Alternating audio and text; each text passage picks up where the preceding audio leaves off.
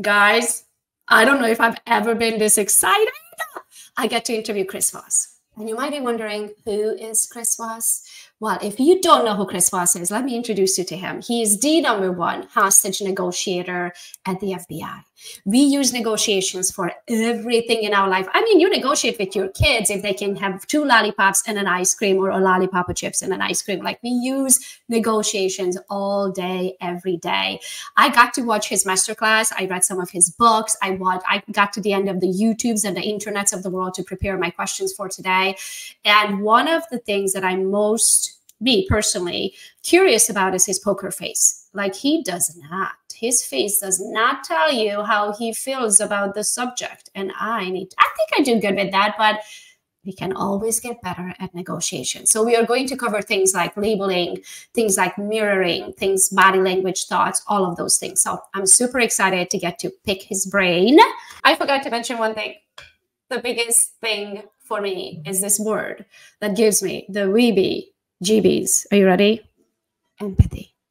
I do not have any empathy. I do not want to have any empathy. I do not want to feel so sad with the loser at the other end. I could care less what their thoughts are. I could care less how they got to whatever rationale they have. I don't want to have those thoughts in my head. But supposedly, you have to be really good at empathy when you negotiate. Even though I consider myself a very good negotiator, this is definitely the lesson that I need to learn today: how to develop empathy. When you don't have it, you definitely don't want to have it. And just the words and the thought of empathy gives me the weebie-jeebies. So here I go. I'm going to learn about empathy today. I'm going to add to my arsenal of skills and tools. Let's listen in. Welcome to GoGoPreneur, where Gogo Bethke, your host, interviews badass rock star entrepreneurs of the world, figuring out who they are, how they got to where they're at, and the lessons they learned along the way, so you can learn those lessons and turn it into money. Let's go get them. I'm so excited that you're here. My name is Gogo. And very nice to see you, Gogo. Thank you very much. So nice to meet you. So I have so many questions for you. I feel like I got to the end of YouTube and Instagram and everything that you can think of. I watched your masterclass, like, you name it. Like, holy cow, thank you. I find you fascinating. And I got to pick your brain today. All right, leave some. Don't take it all. Don't take it all. Leave some so you can have future shows too. So first of all, thank you so much. I mean, I'm so super excited. Seriously, you made my year of the GoGoPreneur show. That's very kind of you. Thank you. So let's start. I want to go straight for my personal questions, but then I have a few to kind of help the, to continue with the excitement. My very first personal question would be, to me, it seems like you have a natural poker face. No. Is that something that you had to learn, or is that natural to you? I don't know how much isn't learned. I mean, I think the vast majority of us is learned, and it's just me listening. I think it's just me listening, just how I listen, and I try to think about what I'm hearing also. So actually, whether or not it's a poker face, sometimes when I listen intently, people have told me that I have a resting serial killer face. I look like I'm going to kill him. I call it more of an RBF. If I don't know that people are, so I built my business on social media, right? And it's a persona that I created. Gogo really doesn't exist. My real name is Junvi and no one can pronounce it. So in the US, they call me Gogo. But if you see me on the content that I create, I'm always very happy. I'm truly a very happy person. But if I don't know that someone's taking a photo, if I'm just thinking, I do spend a lot of time in my head, I do have a resting bitch face. Okay. So I try to work on that very much. And then my next personal question, and then we'll go into more of the professional questions. My next personal question is, your negotiation skills must be really on point, because I have seen Wendy. Oh, yes. So would you tell me, how did you learn that? What kind of techniques did you use? Because it worked. I was just genuine. She's a very smart girl too. She's very substantive, and that's really how we hit it off in the first place. How did you meet her? Actually, I pursued her after she attended a room in Clubhouse that I Oh. hosted with a friend of mine.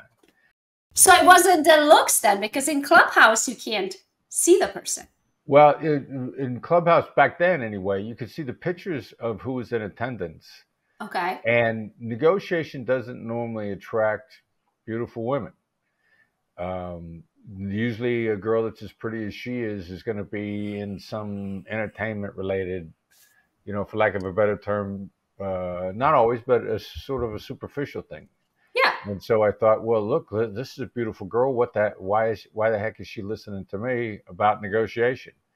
And so then I looked on her Instagram feed also, and I thought, this looks like a substantive human being. And so I reached out to her, and she said she thought that Never Split the Difference was great. And I'm like, really? Well, what's great about it? Because people always tell you that without having known what they're talking about. And she actually had a really substantive answer, so I knew I wanted to meet her. Oh, that's awesome. So she's one of your fans. I think that's a fair statement. She's ridiculously supportive. Today, your biggest fan. I think so, yeah. Very oh, true. That's awesome. That's awesome. And she found Lady Gaga, I heard. Discovered, probably the right word. She discovered, developed, she named Lady Gaga. She came up with the name. No way. Yeah. Oh, that's awesome. So let's go back a little bit, Chris. What was your childhood like? I'm trying to figure out what personality does it take to become the number one negotiator in the world? What happened to you in childhood? Did anything formed? I'm sure something's formed you. Well, I think it was my father's expectations were very figured out. I worked for my father, blue collar, high integrity, hardworking, driven guy. And I was just thinking the other day, like when I really started working for my father, before he left the house, he'd leave a list of things for me to get done. With no direction on how to get them done, just like get all this stuff done. This should last you. There's more than enough here to last throughout the day. And then he'd go. And so I thought, all right, so how do I somebody point me in a direction and figure it out? And I think that's been always the really critical issue. And then I didn't plan on being a negotiator, but when I discovered it, it's awesome. I love it. That was actually the first question on the list. What inspired you to join the FBI, and how did you find your way into the role of hostage negotiator? Well, law enforcement was my first inspiration. When I was about 16 years old, I saw this movie about two New York City cops. The name of the movie was The Super Cops. And they were wildly innovative, and they just had a ball being great cops and being really innovative. And I was just so impressed by how innovative they were, how effective they were, how much the community loved them. A couple of white dudes enforcing the law in an overwhelmingly black neighborhood, and the community loved them because they made them safer. And so I was really inspired by that. After I got out of college, I joined the Kansas City, Missouri Police Department. And, that job didn't require a college degree, and my father just paid for one. So he encouraged me to join federal law enforcement when he realized I wasn't going to give up law enforcement. And he introduced me to this guy, a friend of his that was with the Secret Service. And the Secret Service guy said, I traveled all over the world with the Secret Service. I remember thinking, like, what? That's cool. Like, I want to travel all over the world, too. And as luck would have it, the Secret Service wasn't hiring. The FBI was. I didn't know the difference. One 3-letter agency from another, the alphabet of the federal government. So I joined the FBI, and things took off from there.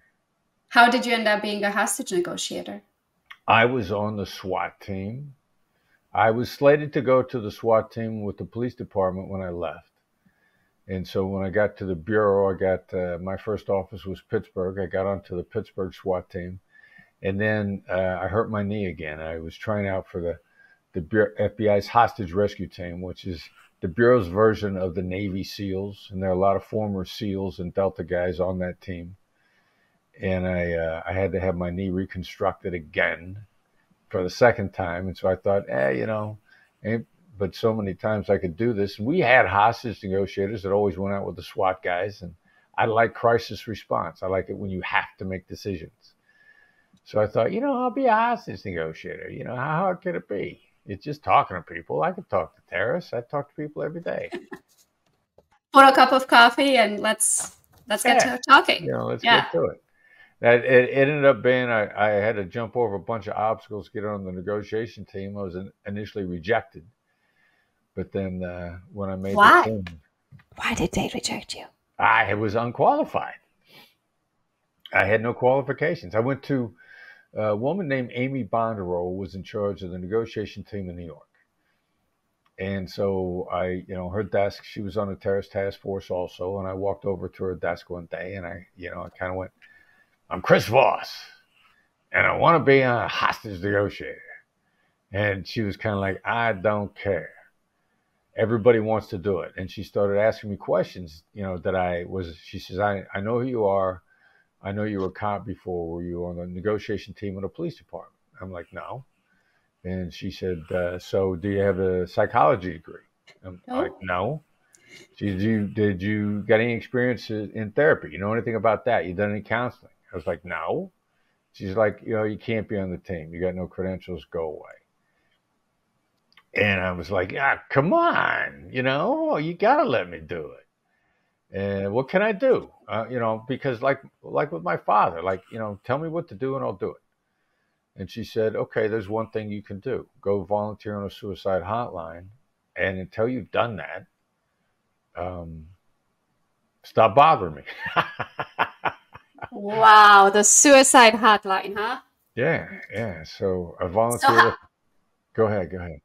How long did it take? What did it take then? Well, I went and found a hotline right away. And I don't remember there being a very long period of time from when I found them and they had a training class. I think they had one like within a month or two after I discovered them.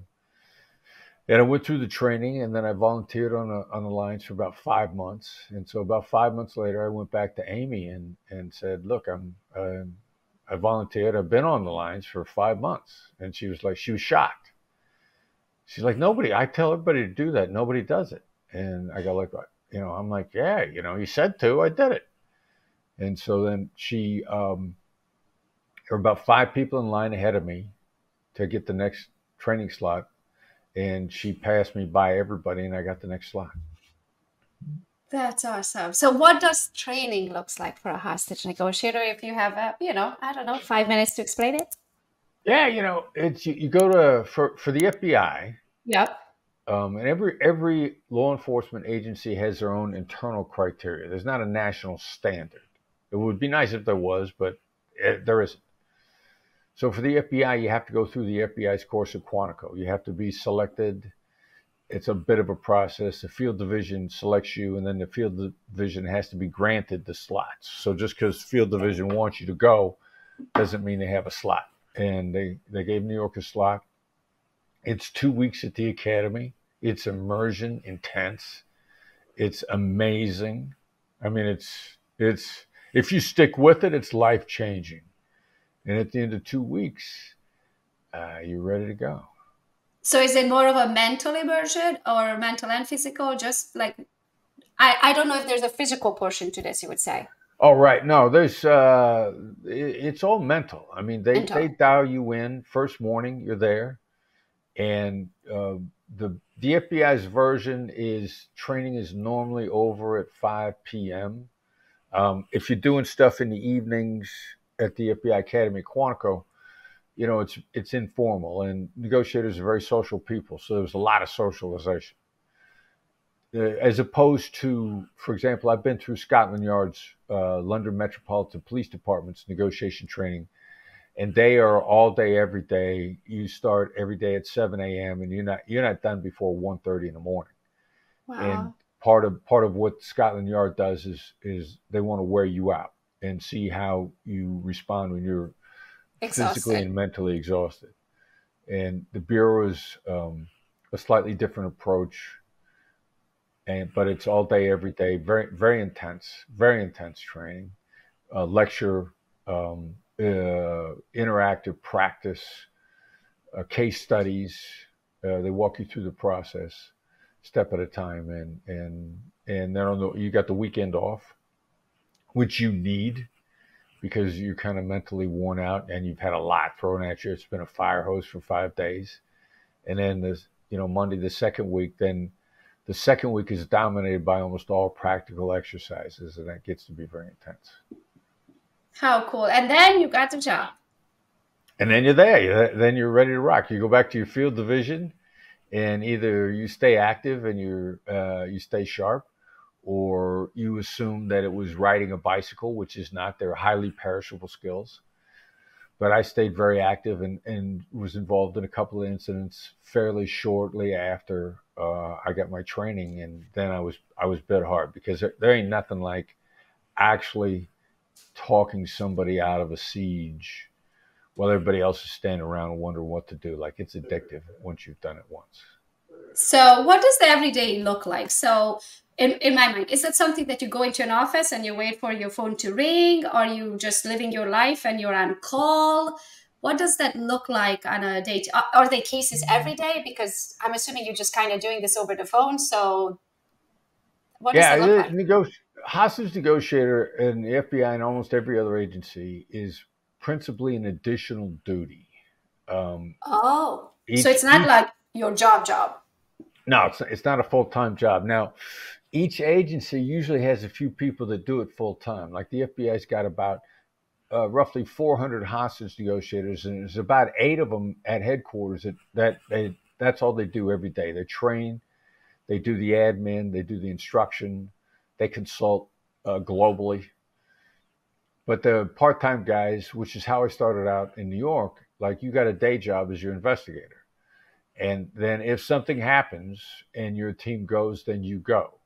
But day to day, I was in New York. I was on a joint terrorist task force, and I'm working terrorism cases during the day. And every now and then something would pop up on the negotiation front. And if I would just go. The best thing to do is just go. Like, I just showed up unannounced on several sieges with the local police departments and helped out because I had initiative and I knew they were going to need help.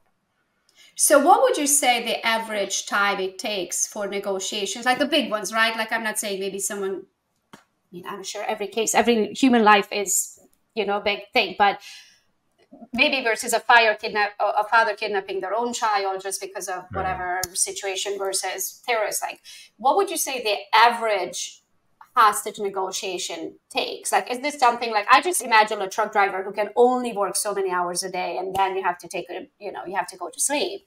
Do these take a long extended period of time, or is it you usually get it done in a 8-hour work situation? Yeah, well, there's actually 3 kinds of sieges, and they each have very distinctive profiles and very rough time frames. There's a spontaneous siege, which is unplanned, unprepared for. Some guy gets upset, is waving a gun around in his house, threatens to shoot his wife or one of his neighbors, and gets barricaded. That's probably going to be about 6 to 12 hours. That's in shorter duration. Then there's the planned, where they had planned on taking kidnap a hostage, and they mentally prepared for it. That's probably roughly about 8 to 12 hours. Bank robbery with hostages, which was the first one I negotiated at Chase Manhattan Bank. That went out right at about 12 hours. They picked the spot. They expected to take hostages. They got caught off guard on the inside. And to keep that sort of mental focus up, but in a place that you planned, pre-selected the time and place, it's probably going to take about 12 hours. Once you go past 12 hours, certain amount of exhaustion sets in. It's very rare for those to last 24 hours. But I'm assuming the 12-hour applies on both sides. It's not just you're excited. I mean, you're exhausted on the negotiation side. They're also just as exhausted on their end because the amount of time went by. Knowing how long it's going to last, if you understand those dynamics and you're preparing for how you're going to staff it. And if it's a planned siege, it's probably going to go 12-ish hours. You can handle that with one shift. One shift of negotiators. You got to be prepared with a second shift to hand it off to in case it spills over. but it's probably going to go at right about 9 to 12 hours, and one shift of negotiators can handle that if they're ready. And the third one? The third one is prepared for, and that's a long-term siege. That's days, even weeks. They expect law enforcement to show up. That's probably going to take place in their home where they live. So consequently, if it's at their home and they prepared for it, they're going to last a lot longer. They got some place to go to the bathroom. They got some place to get some food. You know, they can even nap occasionally, depending upon how many people are inside. So that's a major siege. That's going to take a long time. Negotiators, by and large, a shift of negotiators should go no longer than 12 hours. Sometimes you could, if you're going to go around the clock and you're doing 8-hour shifts, that's 3 shifts. And the handoffs are not worth the time. So if you're expecting to go around the clock for a day or more, you should go 12-hour shifts. I learned something new today. So I want to go in. I really was excited to interview you today more on the entrepreneurial side of things, right? Because we negotiate all day. We negotiate with our kids if they can have ice cream after dinner, you know, those kind of things. But I want to pick your brain when it comes to negotiations, because in the entrepreneurial world, because I feel like so many times you feel like this is, I don't want to say life or death, because it's nothing like what you negotiate for, right? But when it's your livelihood and your income and, you know, sending your children to college or not, it is still very important. And so I want to pick your brain on the entrepreneurial side of things. You ready? I'm just going to fire off some questions. Yeah. And okay. And one of the things that you bring up an interesting point, but in point of fact, so your amygdala, you know, your limbic system, your fear-based centers that you inherited from the caveman days. I watched you. I take notes when I do my study. You see that? Nice. Impressive. I wrote it down yesterday. Mm-hmm. Right. Yes, so tell me. Yeah, well, your amygdala doesn't know the difference between the caveman, between saber-toothed tiger chasing you and your boss yelling at you. Your amygdala is still, the reptile part of your brain, still overreacts to fear-based stuff. So that's why this negotiation is directly transferable from hostage negotiation to real life, because you got a limbic system that there's a phrase, your biggest problem is your biggest problem. So you're going to react very negatively. You're going to have all the same neurochemical reactions, whether it's an argument with your spouse or whether it's a discussion with a client or whether you can't get your kid to go to bed. And so they are also, the actual stakes don't change, or the dynamics don't change. The stakes don't change the dynamics. The dynamics are still there the same. And so, yeah, it's this stuff is directly applicable because of that. I have so many questions and I'm trying to squeeze it all in. I'm going to just go straight for this one. All right. Empathy. Okay. So a little bit about me, just so you can this is my coaching moment here. So I'm Eastern European, right? I'm originally from Transylvania, Romania. I come from parents who were very strict, just like your dad. My dad was super strict. And also there was no verbal or physical touch. Like they never told me they love me. So I had to learn to live without feelings, right? So I don't do feelings, which serves me today, right? Because for me, when I make decisions, it's the bottom line. It's super simple for me. It's like, just like in English, you say there's no crying in football, there's no crying in business, right? I don't do feelings. Right. Because I learned to live without feelings, the word empathy makes me twitch. Like it gives me the weebie-jeebies. For me, we have a problem. Let's fix it. Move on. Don't think about it twice. I don't want to feel what you're feeling. I don't want to understand why you're going through that. In my mind, you have a problem. Let's fix it. So how does one, I can tell you how I use empathy today. Since I sell online, right? I have products and stuff. That's how I make my money. I use ChatGPT to put empathy into the things that I write, because I know it's much needed, right, to be a good negotiator, to be a good salesperson, but I don't naturally have it. And also, I think the biggest problem, I don't want to have it. For whatever reason, that just gives it, the word empathy gives it the weebie-jeebies. So is that something that someone can learn? Is that something that everyone needs to have? Like, do I have to have empathy? All right, so let's draw some real fine lines, but they're really important lines. All right, so let's separate empathy from sympathy. What you're talking about is sympathy or compassion. Now, Okay. empathy is just the ability to identify what the other person is feeling. And then tactical empathy is then the articulation of it. So if I'm upset and you see that I'm angry, you can identify that I'm angry without sharing that anger. So shared emotion is sympathy, or Goleman would call it emotional empathy.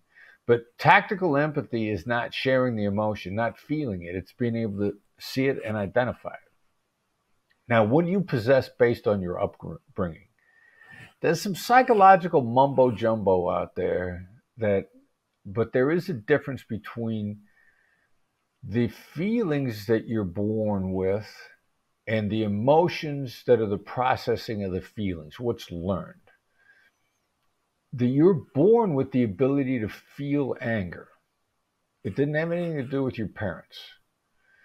There's a contention that there's somewhere between 5 and 7 things that you were born wired to feel.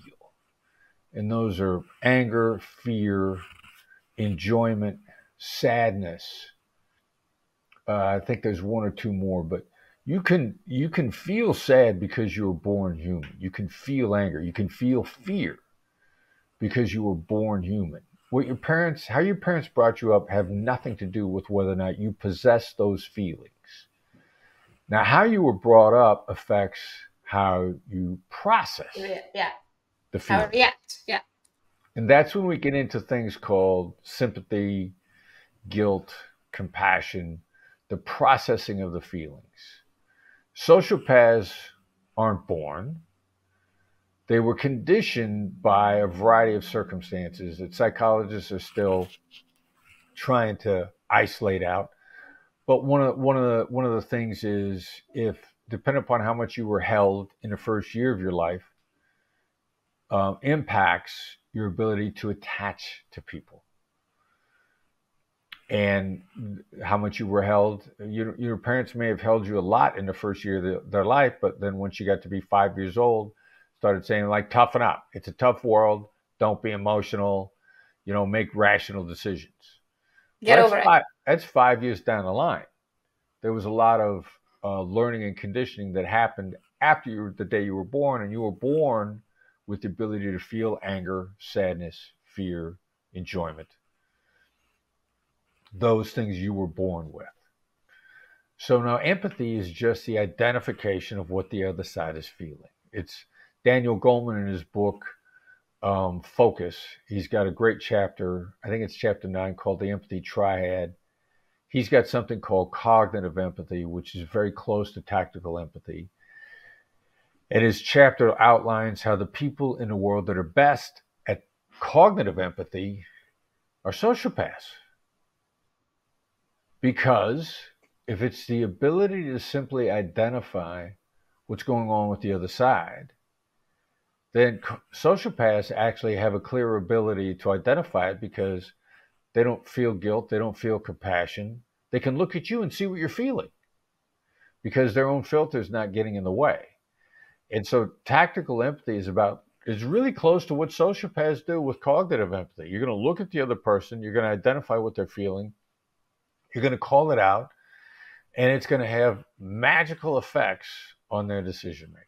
I mean, so much so that I used a phrase the other day called the magic wand of negotiations. I can wave a magic wand with the words that I choose, and I will transform how you feel. So it's got nothing to do with how the user feels. It's the user's ability to identify what's going on with the other side. So maybe for me, it's just the word feeling. Like, I don't want to spend time on feeling anything. Like, we have a problem, I want to solve it. And what does it make you feel when you solve it? I absolutely love it. I love solving problems. I love learning the lesson that's on the other side of solving the problem. That's the enjoyment feeling that you were born with. So principally when people start criticizing, or rightly so, feelings or emotions, what they're really talking about is negative emotions. Now, what difference does that make? Excuse me. Sean Acker, I think, Harvard psychologist, did a TED talk called The Happy Secret to Better Work, says you're 31% smarter in a positive frame of mind. 31%. The enjoyment of solving a problem that you were referring to before, the enjoyment of facing a challenge and overcoming the challenge. You're actually smarter in that time frame. So if that's true, the flip side is when you're in a negative frame of mind, when you're feeling anger or fear, you're at least 31% dumber. It is a handicap to be in a negative mindset. So the challenge that I think your parents tried to teach you and what you've learned is, if I'm sad, if I'm afraid, if I'm depressed, I'm dumber, and it's a waste of my time. Yeah, they always said, "What's the problem? Fix it." There's no reason to like be in it and dwell in it for another 3 years and go to therapy and talk about the same thing over and over again. Just you have a problem, fix it. Exactly. Yeah. Stay out of the negative trough of stupidity. Yes. Okay. Yeah. Okay. Thank you. Okay. How can the principles you developed in the high-stake negotiations be applied in the world of entrepreneurship? Like everywhere, constantly. Because demonstrating to somebody that they're understood triggers neurochemicals in them.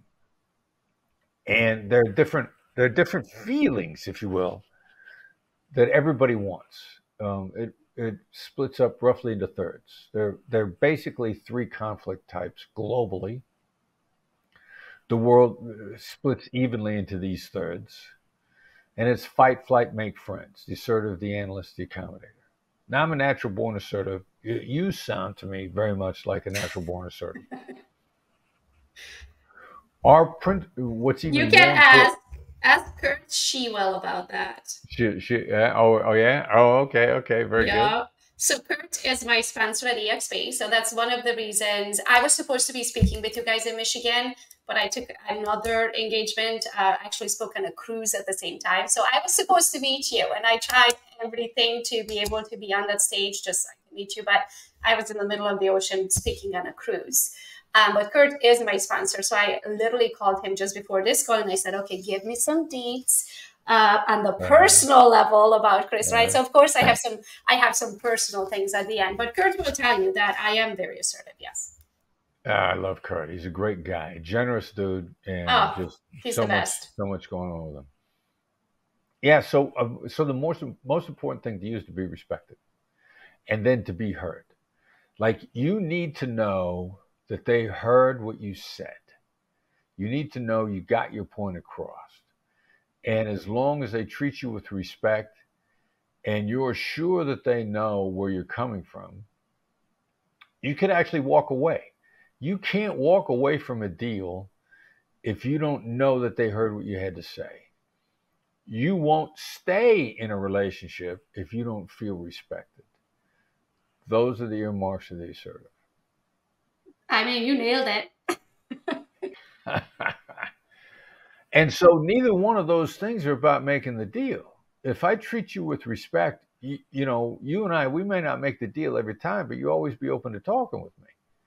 And if I show you that I heard what you had to say, then your feeling is I made a knowing decision. I wasn't in the dark. I didn't misunderstand. And for whatever reason, it didn't work out for me. For us, both of those things will bring you back to another conversation with me tomorrow over a completely separate deal. And if either one of those things broke down, you don't want to waste your time with me because time is money. Oh, you nailed that one too. So 3 conflicts. I wrote down flights. What was the third one? The next one is a flight, the avoider. These are the highly analytical people. Conflict is a highly inefficient outcome to them. They don't like combat. They don't like argument. They don't like conflict. They do love data, and they do like information. And they tend to seem very withdrawn, almost cold. And they say very, very little because they're like human computers. They're constantly analyzing.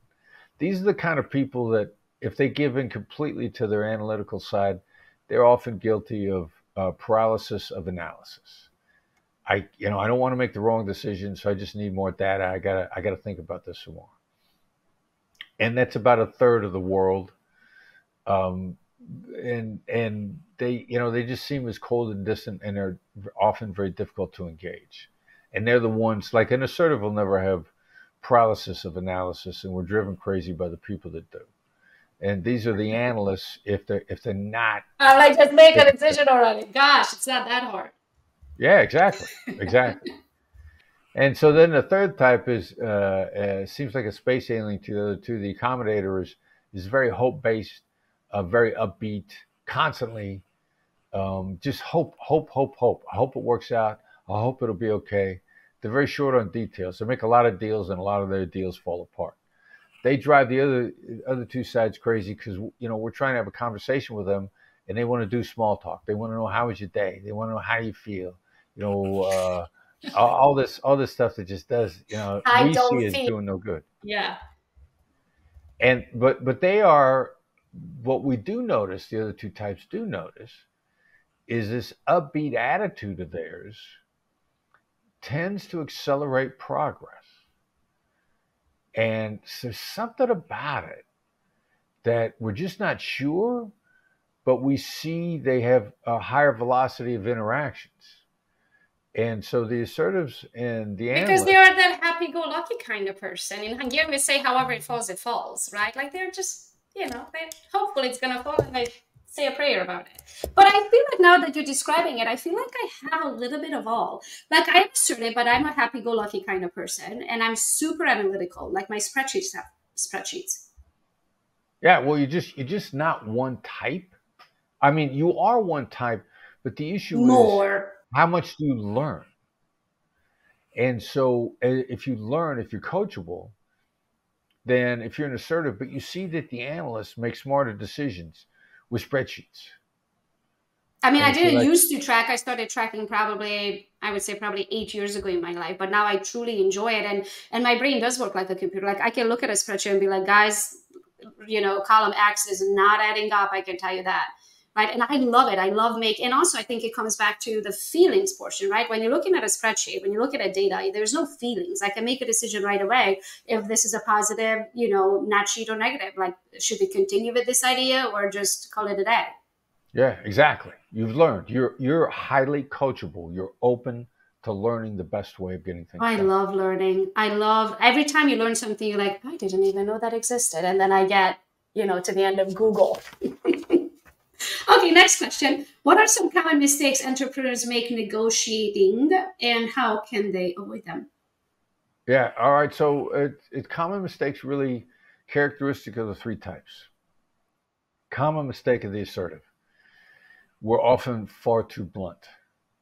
And we don't mean to be, but we're often... Ask Kurt again. Okay. Yeah.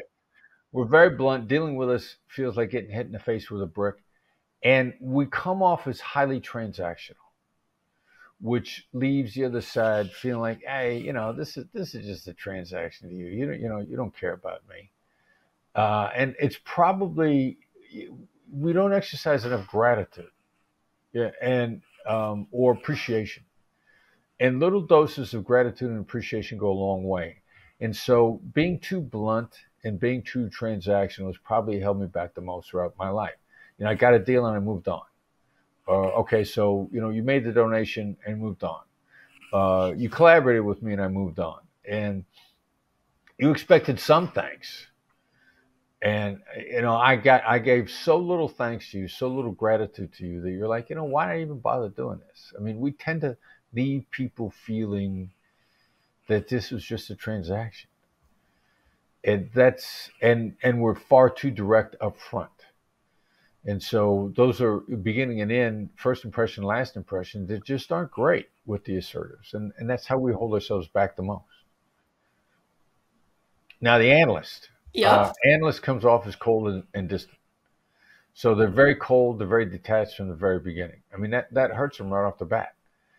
And the analyst is probably not as guilty of a lack of gratitude, the transactional feeling, because, they didn't come in. But the analyst could probably use a little bit more gratitude, more appreciation towards the end. The last impression also feels a little transactional. Well, maybe I would think maybe because I imagine an analyst, if someone's fully an analyst, that they are looking at data and not feelings, right? So they just don't naturally have that empathy, sympathy, those things that we are talking about, because numbers on a piece of paper doesn't have feelings. So they just don't realize that there's a human on the other side. Yeah, one of their favorite words is dispassionate. Analysts love to be dispassionate. And if you think about that, that's a contradiction. They have a great love for dispassion. Data.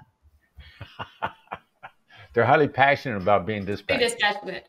Okay, and then we have the accommodator. Yeah, well, the accommodator, everybody loves them. But there's so many train wrecks around them. There are no details. There's no implementation. They're like, and they're so hope-based that they'll drive you crazy. We had a guy on my team that was an accommodator. We're doing this training in San Diego, probably about 5-6 years ago. Now, he showed up in San Diego to set things up like 2 days before we did. And he's supposed to have everything set. My son Brandon and I show up. We show up the day before. We're just there to, get in a hotel, make sure everything's taken care of, get ready to rock the next morning. The night before, that night, this guy says, yeah, I haven't been able to find the books that we're going, all the books, all the handouts. We don't have any of the handouts. Like, dude, you've been here for 3 days. These have been lost for 3 days. You didn't say it's the night before. Because he was hoping that it's going to show up last minute, Chris. Exactly right. And that's and I'm like, I have a problem. That's what the accommodators do to us all the time. We're like, look, dude, you didn't give us a chance to help you. We've been here. I could have put a whole other set of books. Amazon could have dropped it off 2 days ago. Yeah, exactly. And that's what the accommodators are doing on a regular basis. They, right up until your foot steps on that mine, they're hoping that mine won't go off. So why do you think we need why wouldn't an accommodator, because I'm going to sound like an ass, why would an accommodator wouldn't want to become an assertive person and actually get shit done? Why are they happy in their own world? And why do we need those people? Like, I'm assuming an accommodator would be someone like, if I'm having a party, I'm so not an accommodator, meaning that I don't pay attention to see if anyone needs a drink. Right? I was like, you need a drink, go up to I hired a bartender, go up to a bartender and get a drink, right? Yeah, so I'm assuming that their role is more so to make sure everybody's taken care of and everybody's happy, and the world needs those people. But then would we get anything done? If they're open to learning, then they figure it out. If they're like you, if they have this great curiosity and a love of learning, then they start to figure it out. I mean, and so one of my best examples, who are the poster children for the different types? Richard Branson. I'm bet is a born accommodator. He seems very nice. He's very nice, very, and if you look at the history of Virgin Galactic, like, he's been promising people that they would get into outer space next year for the last 15 years. And so but then he learns. Like, ultimately, Virgin Atlantic, the Virgin Records, like, he's a highly learning guy, which he's fascinating on so many different reasons. But you hear Richard Branson, he's got a history of making some, especially with Virgin Galactic, some big promises that never got fulfilled. He's a hope dealer. He's an upbeat, he's optimistic. Like, I think that if you woke him up in the middle of the night, he'd have a big smile on his face. I don't think I've ever seen a picture of Richard Branson where he wasn't smiling and upbeat and happy and bringing the level of people's feelings up around him. I mean, people love him. Necker Island, everything that he's got going on. Yeah. I mean, I never met him, but, I watched Masterclass, and he was on there just like you were on there, right? And I feel like I know him. He seems very happy. It's a great So what would you, so when it comes to mistakes that people make, it's just by not learning the other two, whatever type you naturally are, you have to learn a little bit of the other two, so then you can negotiate with those type of personalities. And also because those are complementary skills. Yeah. You're not just sticking to your strength. You're adding stuff to complement your strengths. So I definitely, now that you spelled it out, I can see it. I'm naturally assertive. I say it as I see it. I don't have time for small talk. Like, I hate to go to events and then talk about the weather or how much bread is at Kroger. I don't know. I don't grocery shop. Nor do I care. Make more money. right? Then I have the analyst because I learned to love to make decisions and numbers and not feelings. And then when it comes to accommodator, because I never had really kind words or parents telling me that they're proud of me or they love me or those things, right? I learned to live without it, learned to not need it. But now where I met my husband, who's American, and he was raised polar opposite of me, right? He was very, I mean, don't get me wrong. My parents love me and they would do anything. There's nothing that I can count on my parents for.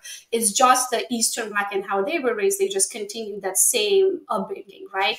But my husband was raised polar opposite. So my husband is very affectionate, physically too, and verbally. So when I start getting from him the words and the physical touch and all that, I start to realize, oh, that's kind of nice when people acknowledge the positive too, not just the negative. Don't get me wrong. The negative, I heard it until the cows come home from my parents if I did something wrong, right? So there's only negative reiteration, whatever that's called in English. By the way, English is my third language.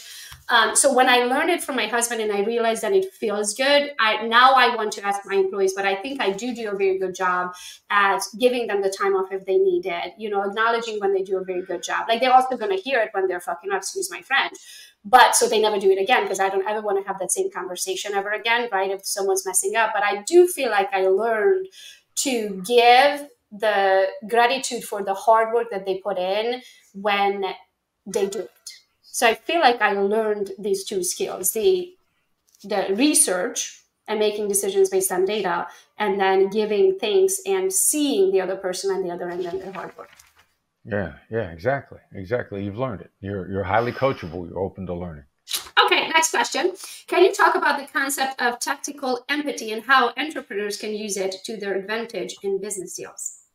Yeah, the main thing is it seems highly inefficient. It seems redundant, but articulate where the other side's coming from.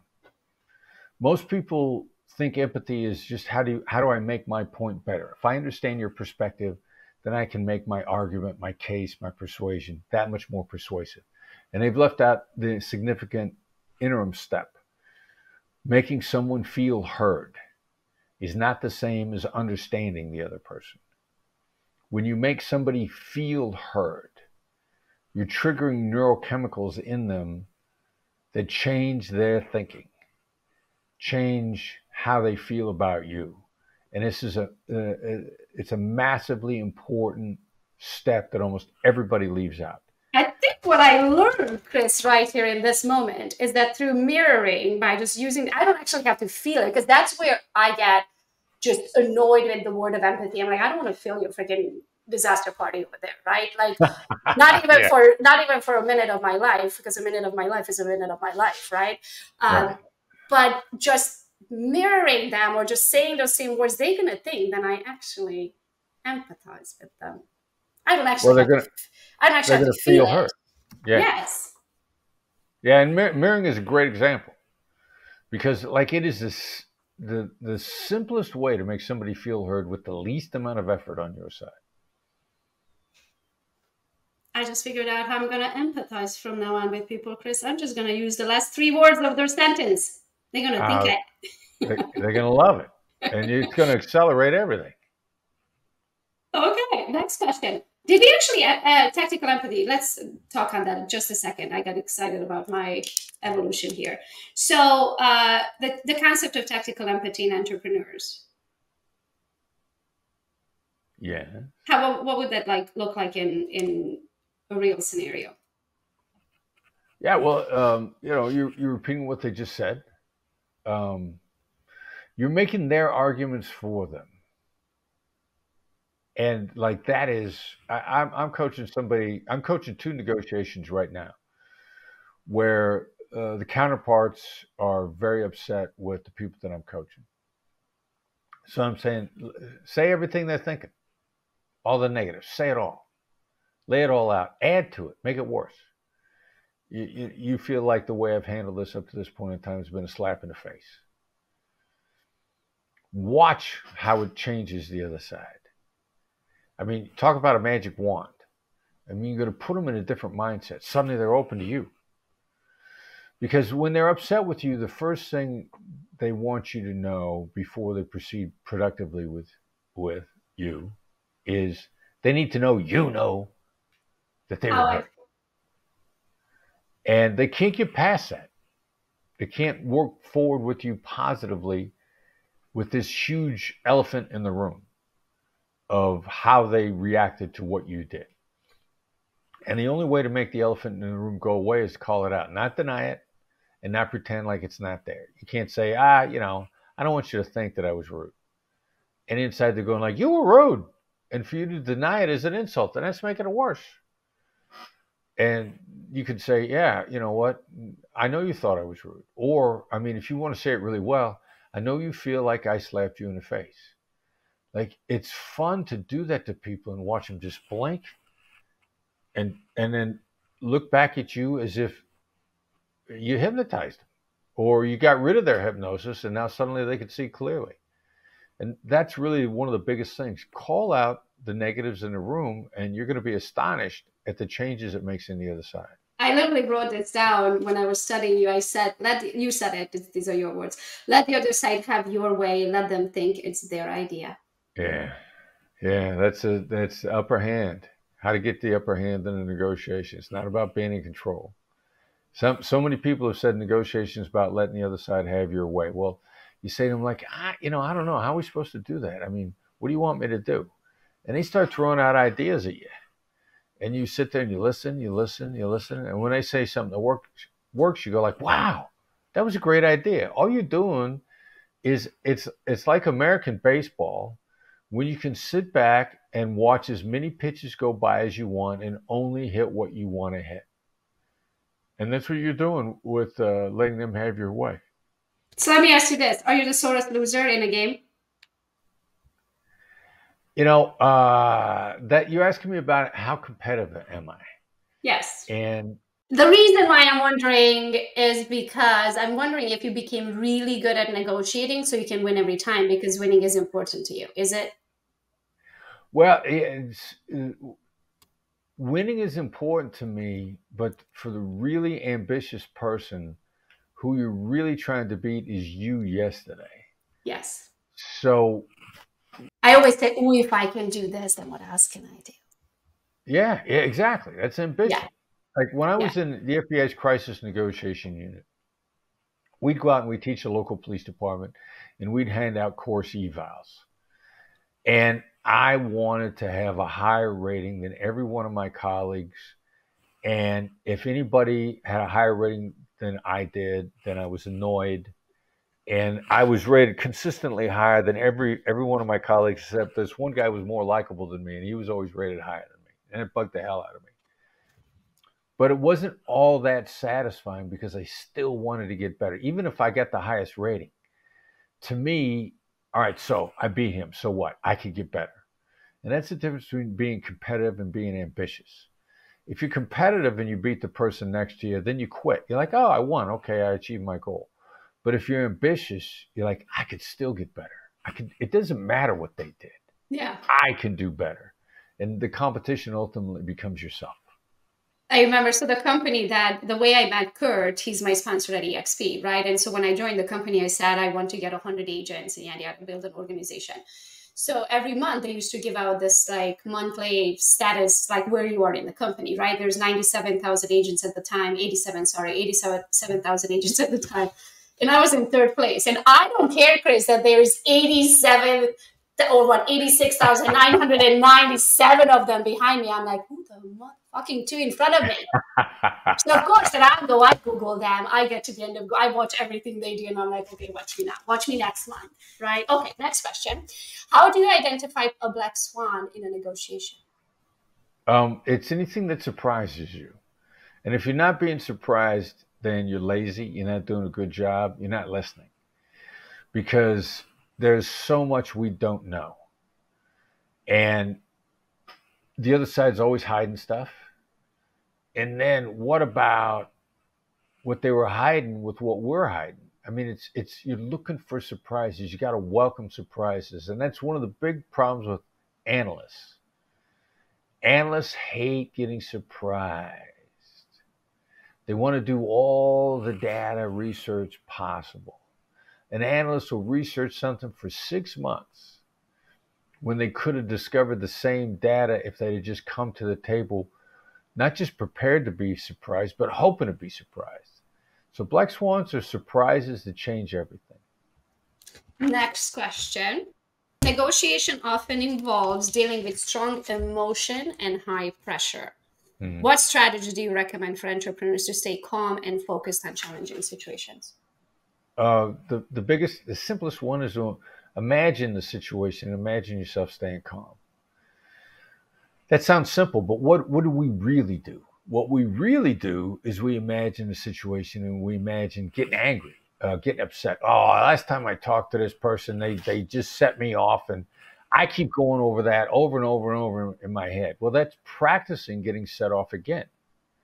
So you can go into your head and you can reshoot the movie. You can imagine yourself. The first step is to imagine yourself being calm. The second step is, simply practicing out loud a couple times on your own. Practice in front of a mirror. See yourself using a calm voice. Hear yourself smiling when you talk. It's the preparation is what makes a difference. And the greatest athletes in the world, it doesn't matter what their sport is. It could be a European soccer player, it could be an American football player, it could be a tennis player from China. They all imagine themselves doing it right. They don't imagine themselves missing a shot. They imagine themselves making a shot. And that's the first thing you could do. Imagine yourself being calm. But I imagine, though, there had to have been times where, on the other end, you had a total asshole that just happened to find your button. Like, I'm sure we all have a button, right? Like, there are things that just gonna set you off and be like, you mother plunger on the other end. Yeah. I'm assuming you cannot do that in the negotiations because then you lose them. Is there some sort of do you go for a walk and be like, okay, give me 3 minutes so I can come back with a smile on my face and my Chris Voss voice? Well, that's not bad. What do you do? You're going to get set off. No matter how much you practice, no matter how good you are, somebody's going to set you off. Like one of my favorite phrases, Barbara Corcoran from Shark Tank, one of the most successful people by anybody's standard. I love her. I'm listening to her on a Clubhouse, when Clubhouse was hot during the pandemic. And she said, here's a phrase that I've used in negotiations that I've never regretted saying. And she says that, and I'm like, I got to know what that is. And she said, the phrase is, give me some time to think about it. And I thought, wow. For someone with as much experience and as much success as Barbara Corcoran is, because it speaks to your question, even Barbara Corcoran gets set off. Even Barbara Corcoran loses her cool. And she's taught herself and practiced. Here's my go-to escape hatch every time. Here's my phone a friend. Here's whatever you want to. Give me some time to think about it. And she'll pull out. And she'll take, maybe she needs 5 minutes, maybe she needs 5 days. But knowing that she's got that escape hatch at all times, and it has never failed her, is a lesson that everybody could learn. So I used to get, everything that I have built. I'm an immigrant with $200 to my name, came to America when I was 21, right? So everything that I have built on my own, and everything's my baby, right? So as you're hiring people and they're working for you, I used to just lose my shit over the smallest things, right? And so now we have a conversation with my team, and they start with this sentence. I found something fascinating, Gogo. And then as soon as they say fascinating, I know somebody's messed up, right? Not to use the F word. And then I already have a smile on my face going into the conversation versus them just telling me the problem. By starting the sentences, I found something fascinating. I'm like, okay, tell me who's messing up. So that helps me not lose it on a day-to-day basis because someone's always messing up. So let's talk about your documentary. Documentary is Tactical Empathy. It just came out on Amazon. It's a documentary about some of the key cases that contributed to the development of the Black Swan method. I believe this to be an inspiring documentary. It's a lot of fun. There's some great cases in there. And it's available on Amazon as we speak. And what we're doing is anybody that watches the documentary, now I'd love it to be rated. 5-star reviews are critical. But it's not necessary to get this bonus. if you watch the documentary at all, send us an email at info@blackswanltd.com. Put in Tactical Empathy Documentary, and we're going to give you $50 in credit applicable to any of our online training. So all you got to do is watch it. If and only if it's worth 5 stars, it'd be delightful if we got it, but it's not necessary to get the credit. So watch it, send us an email, info@blackswanltd.com, Tactical Empathy Documentary in the subject line, and you get $50 credit on any of our online training. Thank you so much. I absolutely love documentaries. I think I have seen every documentary ever made. That is like my Friday party night. I'd rather stay at home by myself. You like to learn, yeah. Oh, I love learning. Okay, so the next thing I want to talk about super quick, because this one you're doing with Kurt is a bourbon. We're launching a bourbon. Yes, the difference. Yes. It's going to be amazing. We're filming that as a project also. We're going to do the final tasting selection in October. It'll be available by subscription only. You will not be able to buy it in a liquor store. You're probably going to need to get bottles of it from Kurt. Of course. We'll be shipping it in March. And guys, the tagline is never split, always share. Yeah. Right? I'll make your commercial. Okay. Chris, thank you so much. You made my year. I was so excited when your team responded that you're going to come. And I was like, no way. I love you. Thank you very much, GoGo. It was a lot of fun being on with you. Thank you so much. Thanks for joining GoGopreneur. Keep that go-getter spirit alive. Until next time, go get 'em.